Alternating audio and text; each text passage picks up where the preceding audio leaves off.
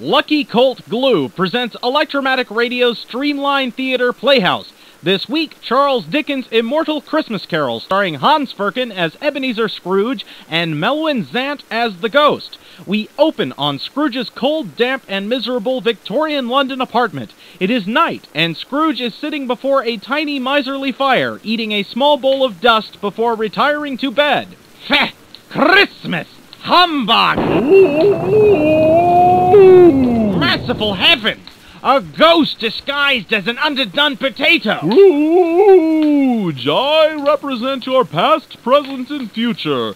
If you don't cease your outrageously miserly ways and embrace the true meaning of Christmas, I'll have no choice but to kill Tiny Tim and send you to hell. Oh, please spare me, spirit!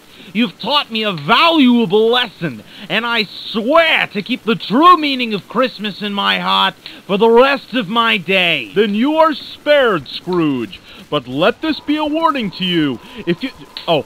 Merry Christmas. He's vanished out the window.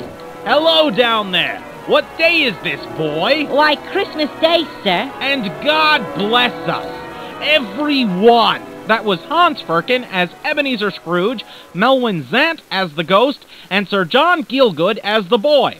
Merry Christmas from all of us at Electromatic Radio. And don't forget... It's a Lucky Colt. It's a Lucky Colt that goes into Lucky Colt Glue.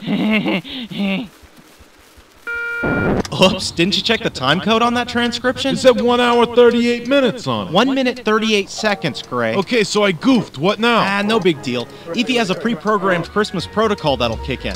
And I was prepared to break into the show anyway in case this works. Think of the ratings. So you really think this thing has a chance? I haven't had much luck in the past, I'll admit. But this year I've added a few new twists that I think will make all the difference. It'll be different this time. Kid, it ain't ever gonna work. Oh yeah? Why not? Okay, first snag, there ain't no Santa Claus. And I have data that says that there is. What data?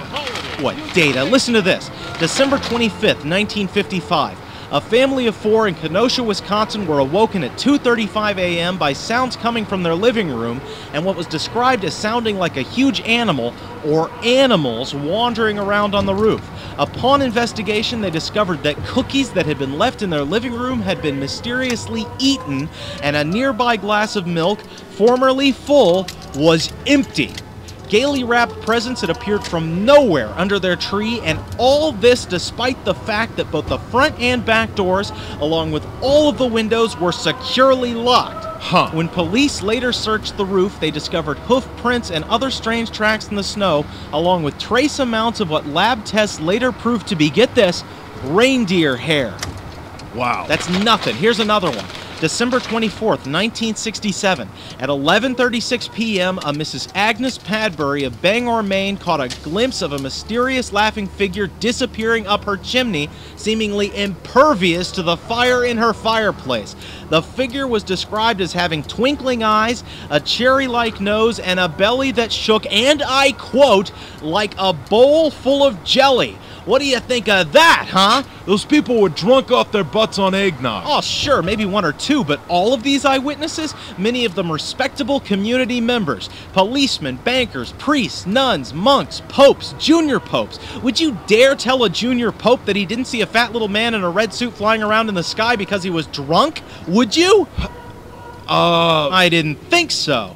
A drunk junior pope. The very idea. Shame on you for thinking such a thing, Gray. Yeah, whatever the other problem with your little scheme is that if it were possible to catch Santa, that's gotta be illegal. Look, if there's a law that says point blank that it's illegal to set a trap for Santa Claus and then conduct a battery of scientific tests on him before releasing him back into the wild, I'd like to see it. I really would. Where's this place we're supposed to be going again? Hank's Electronic Supplies. It should be coming up on your left. And you sure it's gonna be open? Well, why wouldn't it be? Kid, it's 10:35 at night on Christmas Eve. So what? Lots of people need chromium bearings and transversion capacitors on Christmas Eve. And look, there it is. And the big friendly neon sign says open. Huh.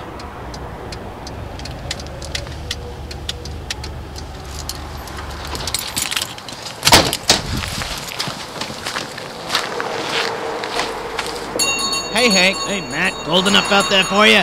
Hey, who's your friend? This? Oh, well, this is Greg Grimwald, Hey. the host of Electromatic Radio. I'm sure I've mentioned him now and again. Oh, yeah, the Mets fan. Now, what's your poison tonight, kid? Trionic signal relay? How about a nice bilateral chronostat? Oh, no, thanks, Hank. Fresh off the boat. No, a little too rich for my blood, Hank. No, what I need is a box of number 37 chromium bearings and 3 CC1L7 transversion capacitors. And anything for you, buddy? Me? No, I'm trying to cut back. All right, 1 box chromium bearings type 37, 3 CC1L7 transversion capacitors coming right up. Oh, gosh. Just our luck, Cyrus and Newton from Autotronic Radio. CC1L7 transversion capacitors, eh? Sounds like electrospastic radio savant idiot is gonna try his Santa trap gag again, Newton. Laughable in the extreme. What is this, Matt?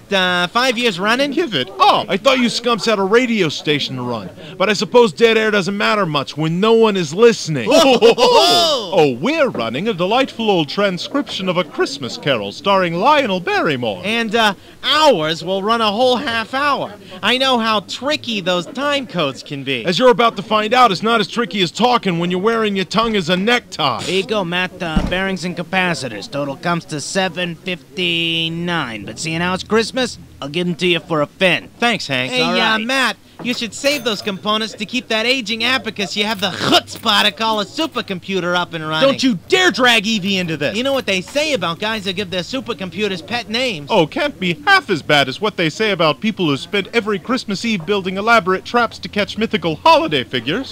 Go ahead, laugh while you can. Oh, may we? Thanks. But one of these days it's gonna work, and then who will be laughing? Me, that's who. Total scumbag. Don't pay any attention to him, kid. That bomb. Yeah, well, I agree with you that Cyrus and Newton are lower than a snake's butt, but, they do got a point. What point? This whole Santa Claus trap thing, it is pretty flaky. Maybe you should give it up. That much unadulterated weird can't be good for you. Thanks a lot, Gray.